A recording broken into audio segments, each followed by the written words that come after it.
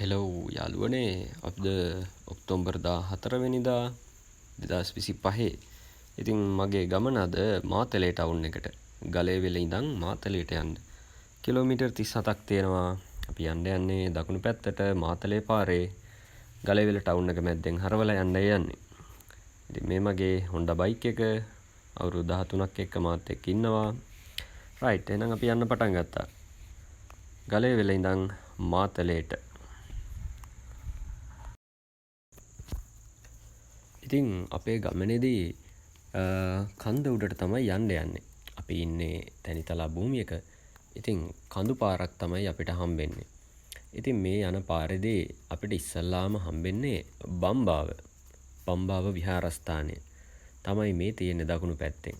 ඉතින් කුවේණියගේ තාත්තගේ ගම මෙන්න මේ බම්බාව ප්‍රදේශය කියලා තමයි කියන්නේ.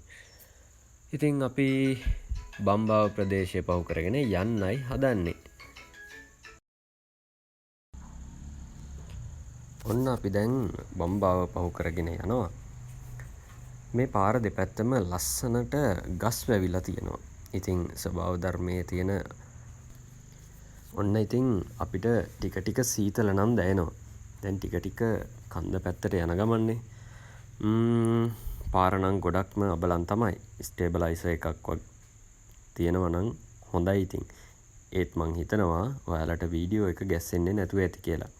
ඔයාලට පේනවනේ මගේ බයික් එකේ කී ටැග් එක ගැස්සෙන හැටි.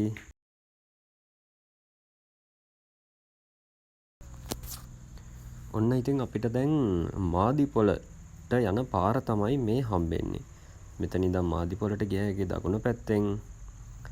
ඉතින් මෙතන පහු කරගෙන අපි යනකොට අපිට ඊළඟට හම්බෙන්නේ වහකෝට්ටේ ප්‍රදේශය.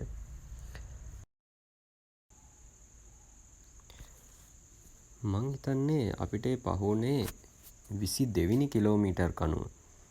මේක සමහර විට කිලෝමීටර් ගන්න ලකුණු කරලා තියෙන්නේ මාතලේ ටවුන් එකේ ඉඳන් වෙන්න පුළුවන්.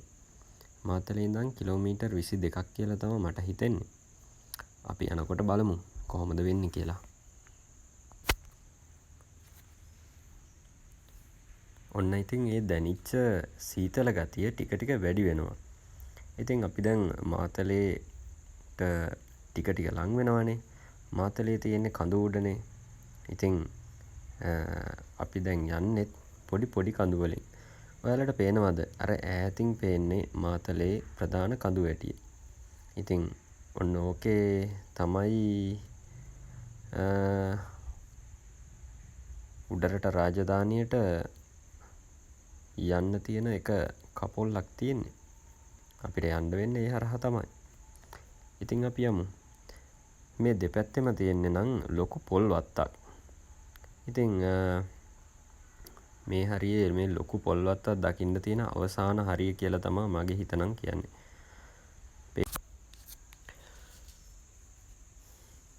අපේ ගමන ටික ටික ලං වෙනවා පල්ලේපොළ කියන හරියට. මේ පල්ලේපොළ ප්‍රදේශය.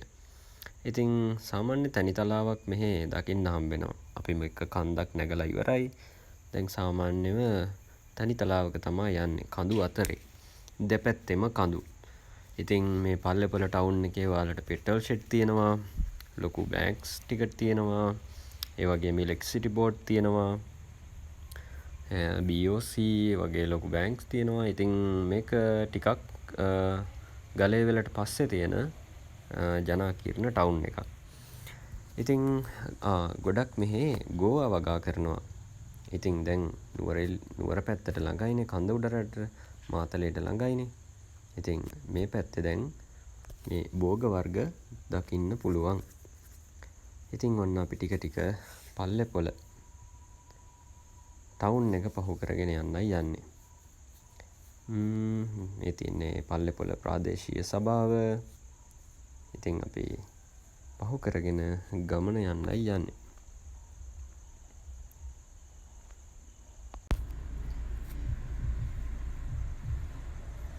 මෙතන ඉඳලා මාතලේට කිලෝමීටර් 14යි. ඉතින් යටවත්තටත් යන්න පුළුවන් දකුණු පැත්තට ගියොත්. මේ හරියට කියන්නේ මහවෙල කියලා. ඉතින් ඒක නම් ඇත්ත තමයි. පාර දෙපැත්තෙම ලොකු වෙල් යායක් තියෙනවා. මේ කඳු වැටියේ මැද්දේ තමයි මේ වෙල් යාය තියෙන්නේ. ඉතින් ඔයාලා මෙතනින් දකුණට ගියොත් කිලෝමීටර් 4කින් ඔයාලට තියෙනවා යටවත්ත ටවුන් එකට යන්න පුළුවන්.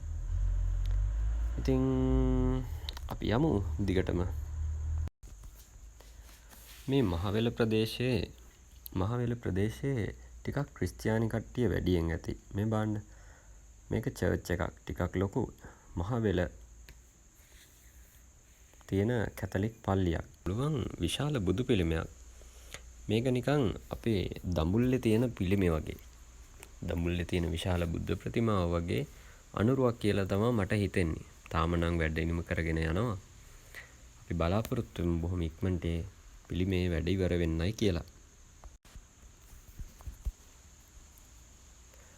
තව කිලෝමීටර් 10ක් විතර තමයි යන්න තියෙන්නේ. මාතලේට. ඉතින් මේ ඉස්සරහින් තියෙන්නේ කුරුණෑගලට හැරෙන පාර. ඉතින් ඉබ්බාගම පැත්තෙන් එන පාර වෙන්න ඕනේ මේක. ඉතින් මෙතනින් ගියොත් කුරුණෑගලට කිලෝමීටර් 43ක් තියෙනවා. දකුණු පැත්තට යන්න ඕනේ. ඉතින් මෙන්න මේ තුම්මං හන්දියෙන් හැරලා තමයි අපිට කුරුණෑගලට යන්න අවශ්‍ය නම් මේ පැත්තෙන් යන්නේ. ඉතින් මේ දකුණු පැත්ත පාරේ. රයිට්. අපි දැන් කෙලින්ම යනවා මාතලේ පාර කිලෝමීටර් තව 9යි. බලන්නකෝ සුන්දර කඳු ඇටිය. ඇත්තටම ලස්සනයි.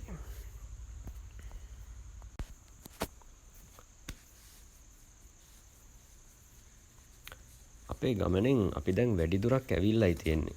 මාතලේ ටවුන් එකට දැන් ළඟයි. අන්න බලන්නකො ලස්සන වැටක්. හරි. මං හිතන්නේ ඩොග්ස් මං හිතන්නේ අපිට දැන් ළඟයි මේ තින්නේ දඹුල්ලට යන පාර. ඉතින් මේ ඉස්සරහින් අපිට දඹුල්ල මාතලේ පාරට සම්බන්ධ වෙන්න පුළුවන්. දඹුල්ලේ ඔරලෝසු කණුව ළඟින් එන්නේ මේ ඉස්සරහින් තියෙන පාර තමයි. ඉතින් දැන් අපි යන්නේ දඹුල්ල මාතලේ පාරට අපි දැන් සම්බන්ධ වෙලා තියෙන්නේ. ඉතින් ගලේවිල ඉඳන් ඇවිල්ලා අපි දැන් දඹුල්ල මාතලේ පාරට තමයි වැටිලා තියෙන්නේ. මෙතන ඉඳන් නම් තව කිලෝමීටර් 6ක් විතර තමයි තියෙන්නේ.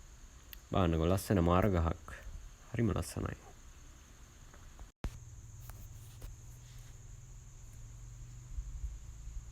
ඔන්න ඉතින් දැන් අපි අපේ ගමනේ අවසානයට ආවා. මාතලේ ටවුන් එකට යන බෝඩ් එක. ඉතින් මෙතනින් තමයි මාතලේ ටවුන් එක පටන් ගන්න. මාතලේ බුදු පිළිමේ කඳු උඩ තියෙන්නේ. ඔයාලා ඒක දැකලා තියෙනවනේ. ඉතින් ඔන්න අපි දැන් මාතලේට ළඟා වුණා. ඉතින් ඔයාලට කොහොමද දැනෙන්නේ? මේ පාරෙම තව අවුරුදු 10කින් විතර ගියොත් මොන තරම් වෙනස්කම් වලට භාජනය වෙලා තියෙයිද නේද? බලන්නකෝ වම් අත පැත්තේ තියෙනවා ලස්සන වෙල්යායක්. බඩ ඉරිඟු හිටවලා තියෙන්නේ. ඒ පරණ බඩ ඉරිඟු මේ අලුත් බඩ ඉරිඟු. ඉතින් අපි බලමු මේ මාතලේට එන මේ පාර ලස්සන මාරගස්. ඇත්තටම මේ මාතලේ පාර දිගටම හොඳට හෙවණ තියෙන විදිහට ගස් තියෙනවා. ලස්සන ගස්. මේවා ආරක්ෂා කරගෙන තව අවුරුදු 10ක් යනකොට මේ පරිසරය මේ විදිහටම තියෙයිද? අන්න ඒ සැකේ තමයි මට තියෙන්නේ. ඔන්න ඉතින් මාතලේ ටවුන් එක මේ හරියෙන් පටන් ගන්න. ඉතින් දැන් ඉතින් වීඩියෝ එක කරන්න ටිකක් අපහසුයි. මම කොහොමත් දැන් ඉතින් වීඩියෝ එක නතර කරන්නම්. අපිට අපි එන පාර හොඳට බලාගත්තනේ. මං හිතනවා ඔයාලත් මේ ආපු ගමන විඳින්න ඇති කියලා. ඉතින් ඔයාලත් මේ යන පාර අතරමඟ ඉන්නවා නම් කවුරු හරි කමෙන්ට් එකක් දාන්න. එහෙම නැත්නම් මේ පාරේ නිතර යන කෙනෙක් නම් නැත්නම් ඉස්සල්ලාම මේ පාරේ වීඩියෝ එක දැක්කේ ඔයා නම් එහෙනම් කමෙන්ට් එකක් දාන්න. ඔන්න ඉතින් මාතලේ අලු විහාරය. ගොඩක් ප්‍රසිද්ධ, ගොඩක් පෞරාණික විහාරස්ථානය. හරි. එහෙනම් ඉතින් ඔන්න අපි අදට නවතිනවා.